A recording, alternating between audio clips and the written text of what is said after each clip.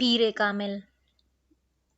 چند سالوں میں فرقان کی طرح اس نے بھی گاؤں میں بہت کام کیا تھا، اور فرقان کی نسبت زیادہ تیز رفتاری سے، کیونکہ فرقان سے برعکس وہ بہت زیادہ اثر رسوخ رکھتا تھا۔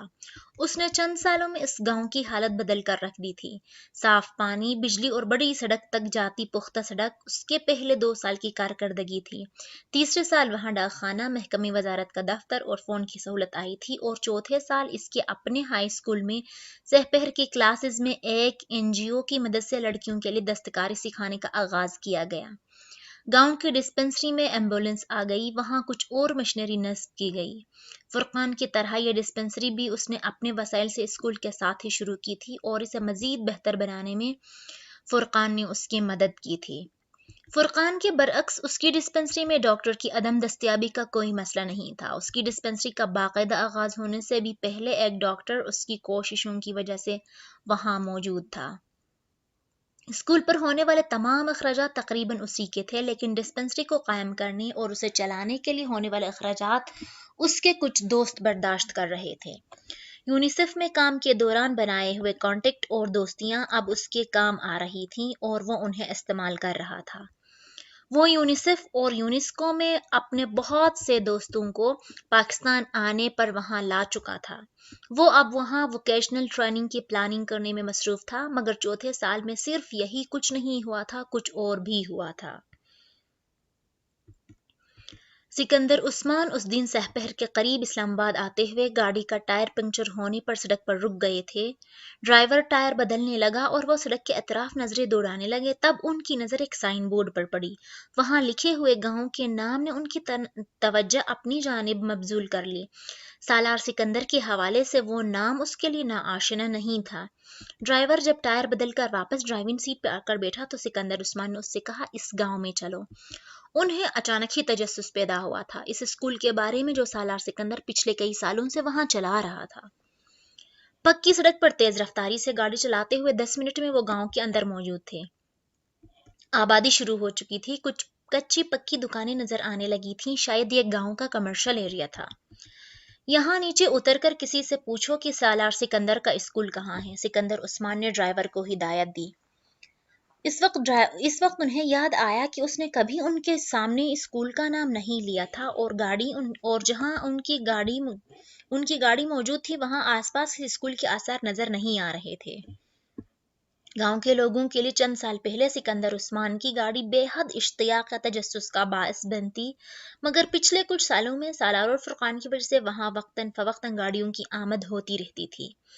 یہ پہلے کی طرح ان کے لیے تعجب انگیز نہیں رہی تھی، مگر وہ گاڑی وہاں سے ہمیشہ کی طرح گزر جانے کے بجائے جب وہیں کھڑی ہو گئی تو یکدم لوگوں میں تجسس پیدا ہوا۔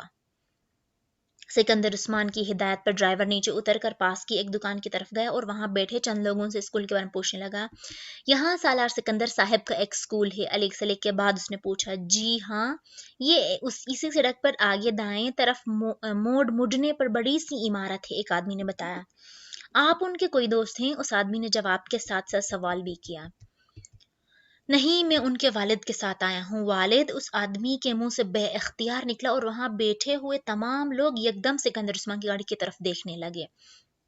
پھر اس آدمی نے اٹھ کر ڈرائیور سے ہاتھ ملایا۔ سالار صاحب کے والد آئے ہیں، بڑی خوش قسمتی کی بات ہے، اس آدمی نے کہا، اور پھر ڈرائیور کے ساتھ گاڑی کی طرف آنے لگا۔ وہاں بیٹھے ہوئے باقی لوگ بھی کسی معمول کی طرح اس کے پیچھے آئے۔ سکندر عثمان نے دور سے انہیں ایک گروپ کی شکل میں اپنی طرف آتے دیکھا تو وہ کچھ الجھن کا شکار ہو گئے۔ ڈرائیور کے پیچھے آنے والے آدمی نے بڑی عقیدت کے ساتھ کھڑکی سے اپنا ہاتھ آگے بڑھایا۔ سکندر عثمان نے کچھ تذبذب کے عالم میں اس سے ہاتھ ملایا، جبکہ اس آدمی نے بڑے جوش و خروش سے دونوں ہاتھوں کے ساتھ اس سے مصافحہ کیا۔ اس کے ساتھ آنے والے دوسرے آدمی بھی اب یہی کر رہے تھے۔ سکندر کچھ الجھن کے انداز میں ان سے ہاتھ ملا رہے تھے۔ آپ سے مل کر بڑی خوشی ہوئی ہے صاحب، پہلے ادھیڑ عمر نے عقیدت بھرے انداز میں کہا۔ آپ کے لیے چائے لائیں یا پھر بوتل؟ وہ آدمی اسی جوش و خروش سے پوچھ رہا تھا۔ ڈرائیور اب گاڑی سٹارٹ کر چکا تھا۔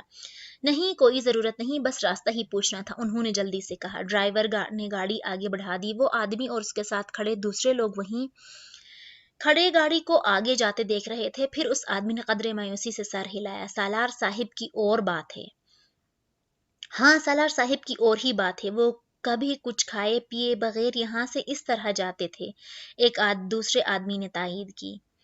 وہ لوگ اب واپس قدم بڑھانے لگے۔ سالار گاؤں میں موجود ان چند دکانوں کے پاس ہی اپنی گاڑی کھڑی کر دیا کرتا تھا اور پھر وہاں موجود لوگوں سے ملتے، ان کی پیش کردہ چھوٹی موٹی چیزیں کھا پیتا وہاں سے پیدل 10 منٹ میں اپنے اسکول چلا جاتا تھا۔ وہ لوگ مایوس ہوئے تھے۔ سکندر عثمان نے تو گاڑی سے اترنے تک کا تکلف نہیں کیا تھا، کھانا پینا تو دور کی بات تھی۔ گاڑی اب موڑ مڑ رہی تھی اور موڑ مڑتے ہی ڈرائیور سے مزید کچھ کہتے کہتے سکندر عثمان خاموش ہو گئے۔ پچھلی سیٹ پر بیٹھے ونڈ اسکرین کے پار نظر آنے والی وسیع و عریض عمارت ان چھوٹے چھوٹے کچے پکے مکانوں اور کھلتے کھیتوں کے درمیان دور سے بھی حیرت میں ڈالنے کے لیے کافی تھی۔ سکندر کو اندازہ نہیں تھا کہ وہ وہاں اتنا بڑا اسکول چلا رہا تھا، مگر ان کو دم بخود اس اسکول کی دور تک پھیلی ہوئی عمارتیں نہیں کیا، بلکہ اسکول کی طرف جاتی ہوئی سڑک پر لگے اس سائن بورڈ نے کیا جس پر تیر کے ایک نشان کے اوپر جلی حروف میں اردو میں تحریر تھا، سکندر عثمان ہائی اسکول۔ ڈرائیور گاڑی اسکول کے سامنے روک چکا تھا۔ سکندر عثمان نے گاڑی سے اتر کر اس عمارت کے گیٹ کے پار عمارت کے ماتھے پہ چمکتے ہوئے اپنے نام کو دیکھا۔ ان کی آنکھوں میں ہلکی سی نمی تیر گئی۔ سالار سکندر نے ایک بار پھر انہیں کچھ بولنے کے قابل نہیں رکھا تھا۔ گیٹ بند تھا، مگر اس کے دوسری طرف چوکیدار موجود تھا جو گاڑی کو وہاں رکتے دیکھ کر گیٹ کھول رہا تھا۔ ڈرائیور جب گاڑی سے اترا، چوکیدار باہر آیا۔ صاحب شہر سے آئے ہیں، ذرا اسکول دیکھنا چاہتے ہیں، ڈرائیور نے چوکیدار سے کہا۔ سکندر عثمان ہنوز اسکول پر لگے اپنے نام کو دیکھ رہے تھے۔ سالار صاحب کے حوالے سے آئے ہیں؟ چوکیدار نے پوچھا۔ نہیں، ڈرائیور نے بلا توقف کہا، ویسے آئے ہیں۔ سکندر عثمان نے پہلی بار اپنی نظریں ہٹا کر ڈرائیور اور پھر چوکیدار کو دیکھا۔ میں سالار سکندر کا باپ ہوں، سکندر عثمان نے مستحکم مگر بھررائی ہوئی آواز میں کہا۔ ڈرائیور نے حیرانی سے ان کو دیکھا۔ چوکیدار ایک دم بوکھلا گیا۔ آپ سکندر عثمان صاحب ہیں؟ سکندر کچھ کہے بغیر میکانی انداز میں گیٹ کی طرف بڑھ گئے۔